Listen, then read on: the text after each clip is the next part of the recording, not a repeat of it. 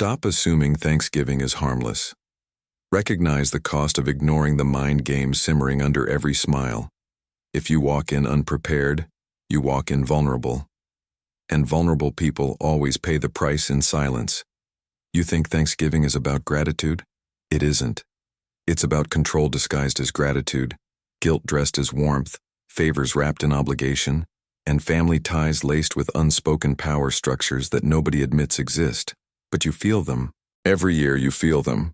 And every year you leave wondering why you were drained, irritated, or quietly diminished by people who claim to love you. You're not imagining it. You're not overthinking it. You're being played. The first trap is always disguised as kindness. A relative praises you too eagerly, compliments you too quickly, or insists on doing something for you. But in the Machiavellian view, favors are never free. Every favor is leverage. Every kindness is a claim. Every offer is a subtle calculation. People use generosity to secure moral advantage, emotional power, or future compliance. You've seen it. You've felt it. You just never labeled it. This is your mistake. You walk into Thanksgiving believing everyone plays fair. You assume goodwill. You assume neutrality.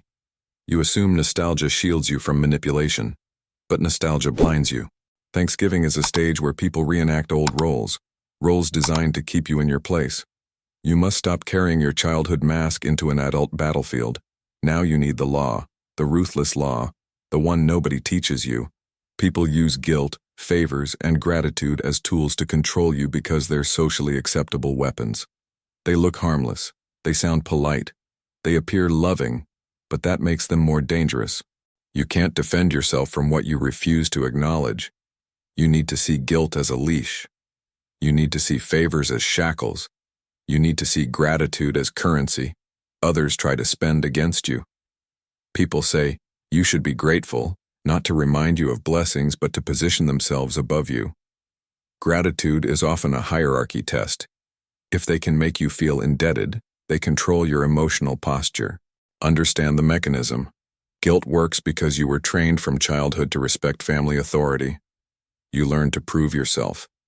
You learn to explain. You learn to please. You learn to be good. They know this, and they exploit it. Guilt manipulates your sense of duty. Gratitude manipulates your sense of identity. Favors manipulate your sense of reciprocity. You cannot win if you react emotionally. Emotions cloud detection. Emotions blur motives. Emotions make you predictable. Predictable people are easy to control. You will not be predictable. Now examine how guilt is used against you. It usually arrives in three forms. First, guilt through remembrance. They remind you of something they did for you in the past. A ride, a loan, a favor, a sacrifice, a gesture you didn't ask for but now must repay. Second, guilt through expectation. They suggest you're failing some unwritten family standard, not calling enough, not visiting enough, not contributing enough. Third, guilt through comparison.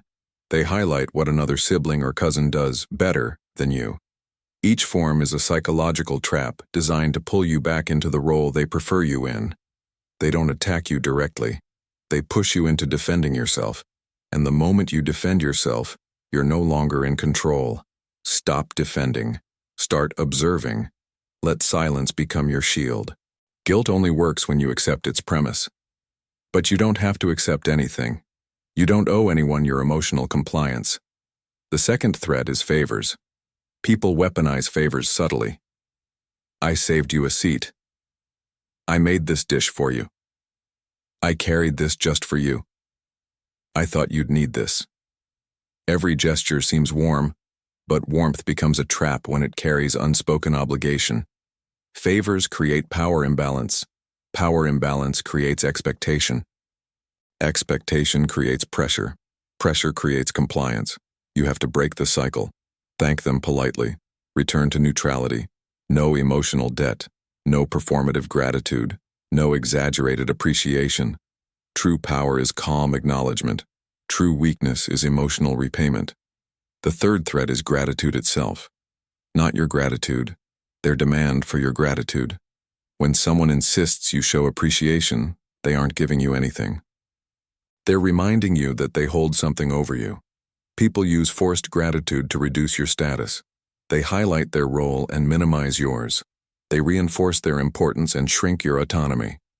You've seen this with relatives who say, "We do so much for you," or "You never appreciate what we've done," or "At least show you're grateful." These statements aren't about your emotional state. They're about keeping you small. Gratitude becomes a cage when someone else controls the key. Now here's the deeper mechanism. Guilt, favors, and gratitude all target your identity, not your logic, not your intellect, your identity. They target the version of yourself you've always been around these people. If they can keep you in that version, they keep you controllable. Your job now is to break identity continuity. You act differently. You respond differently. You move differently. You speak differently. You become the version of yourself they cannot predict. This is where the protocol begins. Step 1. Slow your reactions. Quick reactions are emotional reactions. Emotional reactions expose your weak spots. Step 2. Use minimalism. Short sentences, short answers, fewer details. People need information to manipulate you. Starve them. Step 3. Hold your posture, straight spine, slow movements, calm breathing. Body language reveals hierarchy before words ever do. Step 4. Separate warmth from compliance. You can be polite without surrendering control. You can be respectful without being obedient. You can be courteous without being manipulated. Step 5. Refuse emotional bait. When someone tries to guilt you, slow your breath and respond with neutral clarity. When someone uses favors, acknowledge briefly. When someone demands gratitude, answer without emotional weight. Never justify. Never explain. Never promise. Never argue. People can't manipulate what they can't access. Now let's anchor this in real scenarios. Imagine you walk into the house and someone immediately says, "Look who finally decided to show up." In the past, you'd laugh nervously or explain yourself. Now you don't. You answer with quiet calm, "I'm here now." Then silence. No justification. No emotional donation. Their trap fails. Or someone sits beside you and says, "We've done so much for you this year, I hope you appreciate it." In the past, you defend yourself or overexpress gratitude. Now you simply say, "I heard you." Not emotional, not reactive, not guilty. Their leverage collapses instantly, or a relative tells you, "You should be grateful your family supports you." Before, guilt would sink into your chest. Now it doesn't. You pause, meet their gaze for a second, and respond evenly. "I understand what you're saying." Then silence. No submission, no collapse, just neutral presence. These small shifts break decades of conditioning. Family systems depend on predictability. When you stop being predictable, you stop being controllable. But there is one more layer, the confrontation trap. At Thanksgiving, some people will provoke you emotionally just to watch you react. They want to expose your insecurities. They want you to lose composure. They want to feel morally superior. Never take the bait. Your calmness humiliates their aggression. Your neutrality exposes their immaturity. Your silence magnifies their insecurity. Now consider how guilt is often passed around like a serving dish. Someone says, "We haven't seen you in months," and expects you to provide a reason. But reasons are rope. Reasons are submission. Reasons are confession. You owe no confession. The proper answer is, "I've been taking care of what matters." Or, "My schedule has been full." Or, "I prioritize my time carefully." No apology, no justification, no bending. Family politics reward the one who bends least. Gratitude can also become bait when someone tries to praise you excessively. This one is subtle. A relative says, "We're all proud of you," but the tone is off. It feels sharp. It feels performative. It feels like the praise is meant to put you on emotional footing that benefits them. You don't fall into it. You answer calmly, "Thank you." Then silence. No emotional opening they can step into. Let the praise fall flat. Let the trap remain empty. Now step into deeper Machiavellian understanding. Guilt makes you act backward. Favors make you act too quickly. And gratitude makes you act out of obligation. All three steal your autonomy if you're not vigilant. Control your pace. Control your space. Control your silence. When you speak slowly and little, you create unease in those who rely on emotional chaos. When you maintain composure under passive aggression, the aggressor becomes exposed. When you refuse guilt, people become uncertain. When you neutralize forced gratitude, people lose leverage. You become the still center of the storm. And now imagine the entire Thanksgiving table from a psychological perspective. People aren't eating. They're posturing. They're comparing. They're performing.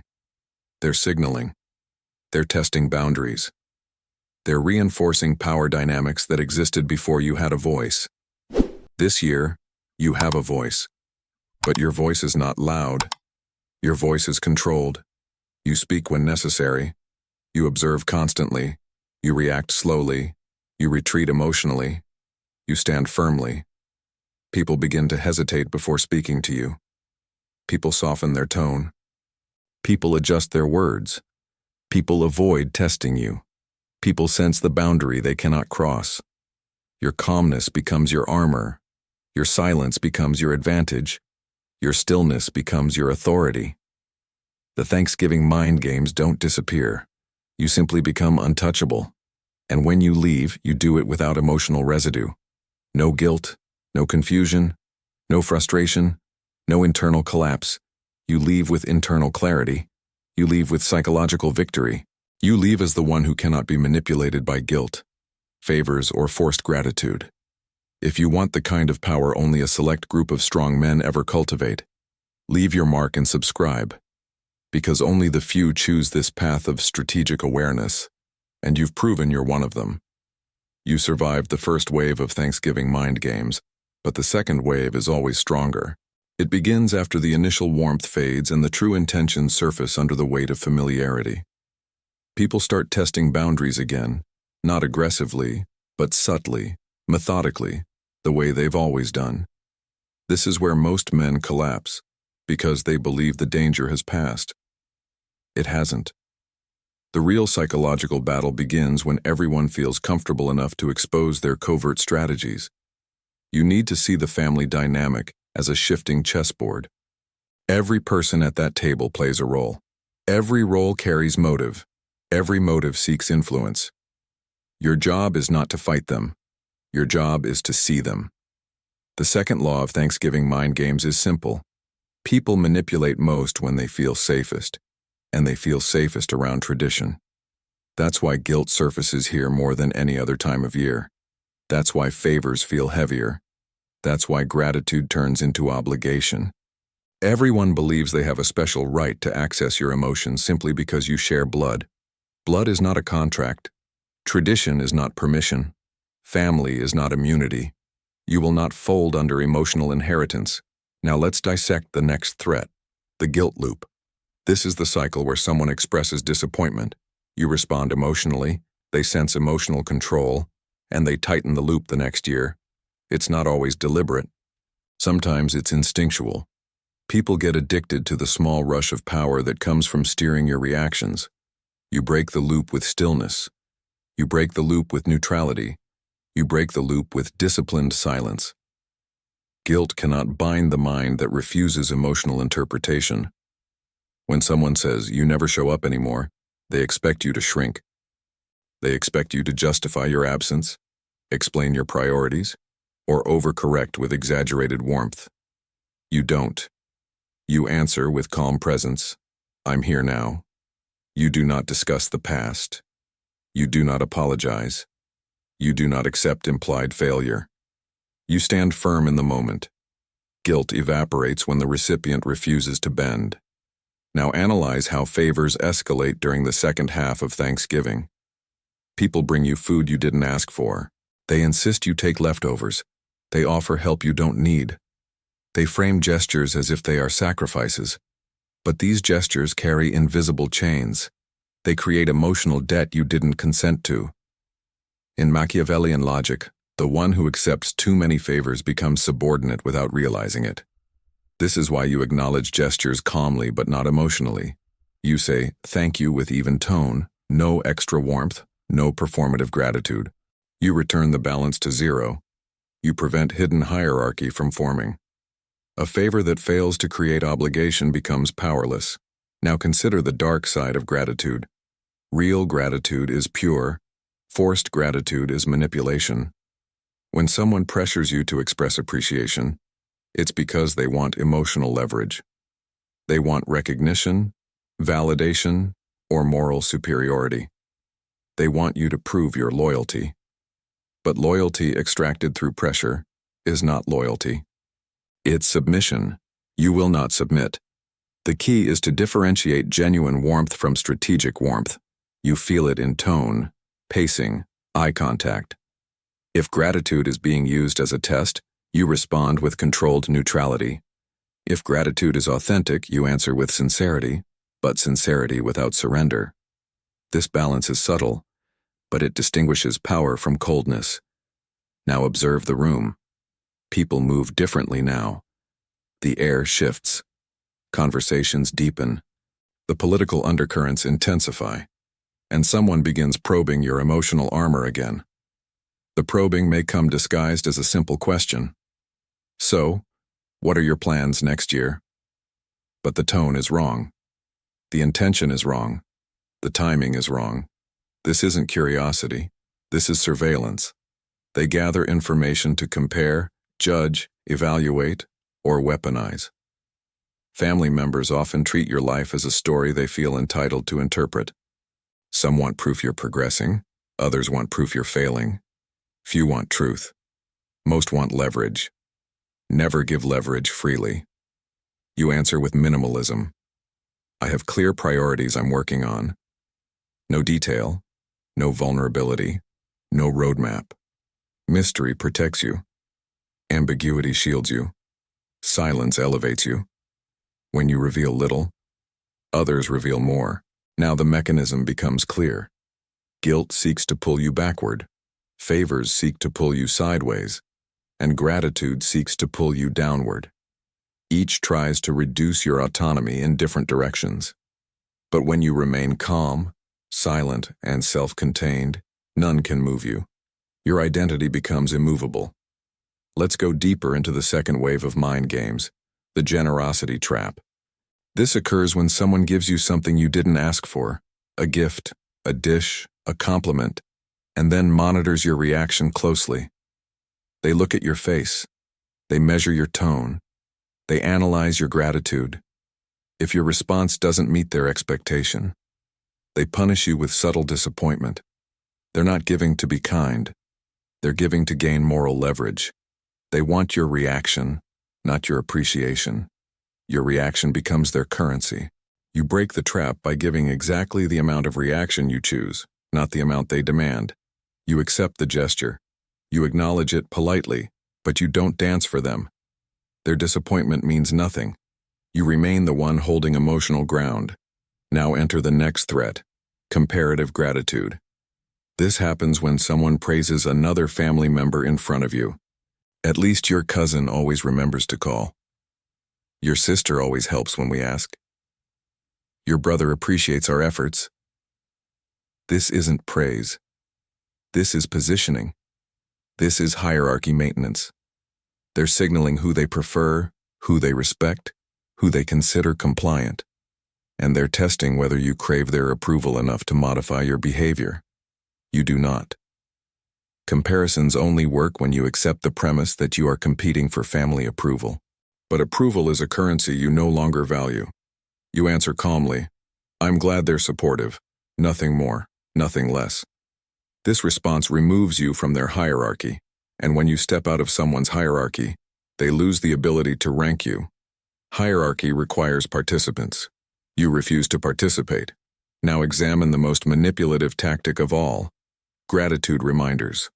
This happens when someone tries to reinforce your emotional debt by highlighting their sacrifices. "We've always supported you. We did everything we could for you." You owe this family more than you think. They want you tethered. They want you morally constrained. They want your identity tied to their expectations. You sever the chains through emotional minimalism. You acknowledge the statement with no emotional reward. I understand. Not thank you. Not I'm sorry. Not I'll do better. Just acknowledgement. Flat, neutral, undisturbed. The moment they fail to extract guilt, the manipulation collapses. Now imagine you're sitting at the table and tension begins to rise. Someone throws a subtle jab. Someone else compares you to another family member. Someone insists you show appreciation. Someone guilt traps you about not visiting enough. The old version of you would react. The new version observes. The room expects your old patterns. They don't get them. You deprive them of emotional access. You deprive them of predictable weakness. You deprive them of the version of you that breaks easily. The silence becomes uncomfortable. For them, not for you. Now anchor this with two real scenes. Scene 1, the kitchen encounter. A relative corners you while dishes are being prepared. They sigh loudly and say, "You know your mother worries because she feels you're drifting away. In the past, you'd apologize. You'd promise to call more. You'd explain your busy schedule. Now, you pause. You breathe slowly. You respond calmly. I hear what you're saying." Then silence. No justification. No emotional collapse. No guilt offering. Their attempt to bind you fails instantly. Scene 2, the dining table comparison. Someone says, "Your cousin is doing so well. We're really proud of him." This used to sting. It used to pull you into competition. It used to provoke insecurity. Now, you nod once. You say, "Good for him." Not sarcastic, not defensive, not emotional, just neutral. You refuse to be baited. You refuse to be compared. You refuse to be categorized. Your neutrality shows power. Their comparison loses purpose. Now let's go deeper into the psychology of resistance. When you stop responding emotionally, manipulators escalate. They increase intensity. They apply pressure. They exaggerate guilt. They sharpen passive aggression. This escalation is their desperation. They sense their influence slipping. They sense your sovereignty forming. Do not flinch. Do not bend. Do not explain. Do not compensate. Their escalation is proof of your progress. Once you demonstrate emotional independence, the family system must reorganize around your new identity. People will shift tone around you. People will speak more carefully. People will approach you with restraint. Not because you're harsh, but because you're no longer accessible in the ways they depended on. You have elevated your psychological status. Now envision the final arc of this transformation. You're sitting in the living room after dinner. Conversations are scattered. People are relaxed. This is when guilt and favors creep back in quietly. Someone brings you dessert unasked. Someone makes a remark implying you should visit more. Someone insists you acknowledge something they did for you months ago. You don't crumble. You don't soften. You don't regress. You stand firm internally.